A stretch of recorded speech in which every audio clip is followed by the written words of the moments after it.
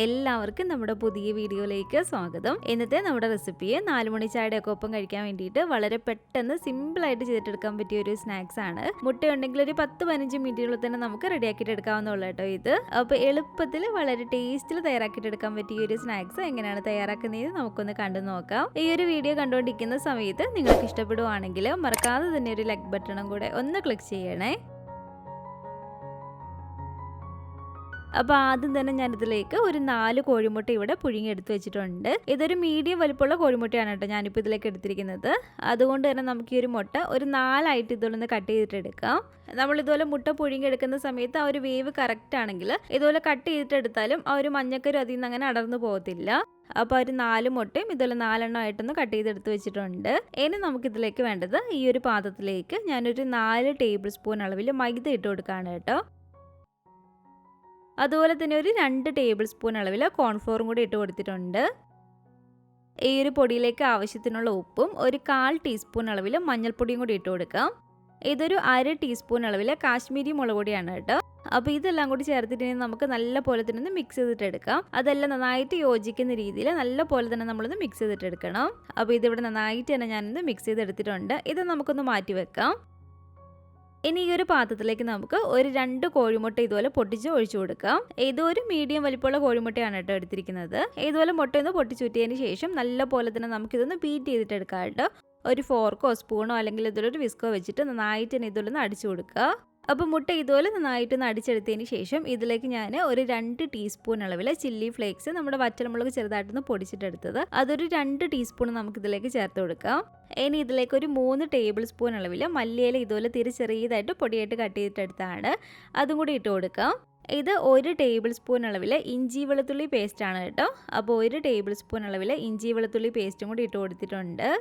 ഇനി ഇതിന് കുറച്ചും കൂടി നല്ലൊരു ടേസ്റ്റ് കിട്ടാൻ വേണ്ടിയിട്ട് 1 ടീസ്പൂൺ അളവിൽ നമുക്കിതിലേക്ക് ചിക്കൻ മസാല ചേർത്ത് കൊടുക്കാം. ചിക്കൻ മസാലയ്ക്ക് പകരം ഇതിലേക്ക് മീറ്റ് മസാല വേണമെങ്കിലും ചേർത്ത് കൊടുക്കാവുന്നതാണ്.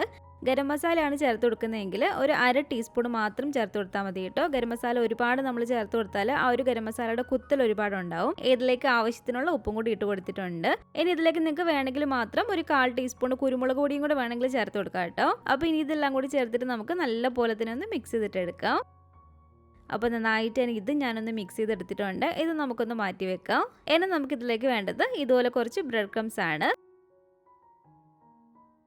അപ്പോൾ എല്ലാം ഇതുപോലെ ഒന്ന് എടുത്തു വെച്ചതിന് ശേഷം നമ്മൾ പുഴുങ്ങി കട്ട് ചെയ്തെടുത്ത് വെച്ചിരിക്കുന്ന ഓരോ മുട്ട എടുത്തിട്ട് ആദ്യം നമുക്ക് ഈ ഒരു മിക്സിൽ തന്നെ നല്ല പോലെ തന്നെ ഒന്ന് മുക്കിയിട്ടെടുക്കാം. അതിനുശേഷം നമ്മൾ ആദ്യമേ റെഡിയാക്കി വെച്ചിരിക്കുന്ന ഈ ഒരു മൈദയുടെയും കോൺഫ്ലോറിൻ്റെയൊക്കെ ഒരു മിക്സില്ലേ അതിൽ നന്നായിട്ടൊന്ന് കോട്ട് ചെയ്തിട്ടെടുക്കുക.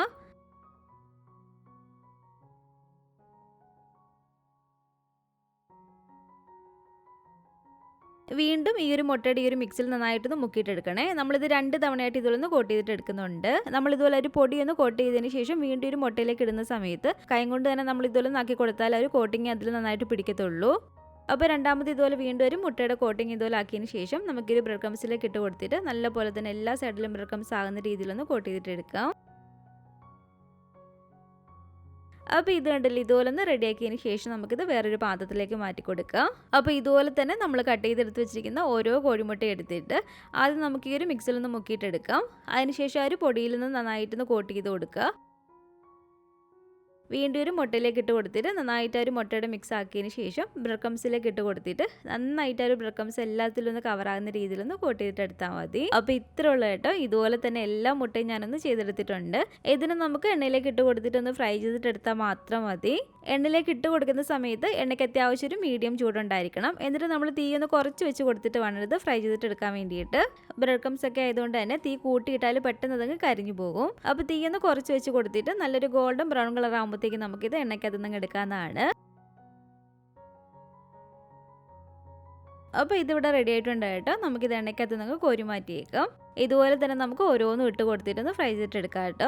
ഇതിപ്പോൾ കണ്ടില്ല ഇതെല്ലാം തന്നെ ഞാനിവിടെ ഫ്രൈ ചെയ്തെടുത്തിട്ടുണ്ട്. നമ്മൾ ഈ ഒരു സ്നാക്സ് മുട്ട വെച്ചിട്ടൊക്കെ ആയതുകൊണ്ട് തന്നെ നല്ല ചൂടോട് കൂടിയിട്ട് തന്നെ കഴിക്കുമ്പോഴാണ് കേട്ടോ അതിൻ്റെ ഒരു കറക്റ്റ് ടേസ്റ്റ് അറിയുന്നത്.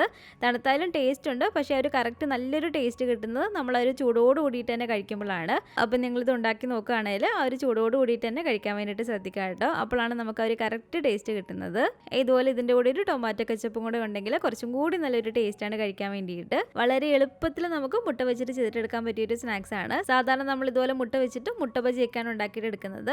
അപ്പോൾ ഇതുപോലെ ഈ ഒരു സ്നാക്സ് ഒന്ന് ചെയ്ത് നോക്കാം കേട്ടോ. തീർച്ചയായിട്ടും നിങ്ങൾക്ക് ഇഷ്ടപ്പെടും. അപ്പോൾ ഇത് ഉണ്ടാക്കി നോക്കുകയാണെങ്കിൽ നിങ്ങളുടെ അഭിപ്രായങ്ങളൊക്കെ മറക്കാതെ തന്നെ നമ്മുടെ കമൻറ്റ് ബോക്സിൽ വന്ന് അറിയിക്കണേ. അതുപോലെ തന്നെ നമ്മുടെ ഒരു വീഡിയോ ഇഷ്ടപ്പെട്ടെങ്കിൽ മറക്കാതെ തന്നെ ഒരു ലൈക്ക് ബട്ടണും കൂടെ ഒന്ന് ക്ലിക്ക് ചെയ്യുക. നിങ്ങളുടെ അഭിപ്രായങ്ങളൊക്കെ കമൻറ്റ് ചെയ്യുകയും ഫാമിലിയും ഫ്രണ്ട്സും ഒക്കെ ആയിട്ട് നമ്മുടെ ഒരു വീഡിയോ ഒന്ന് ഷെയർ ചെയ്ത് കൊടുക്കുക.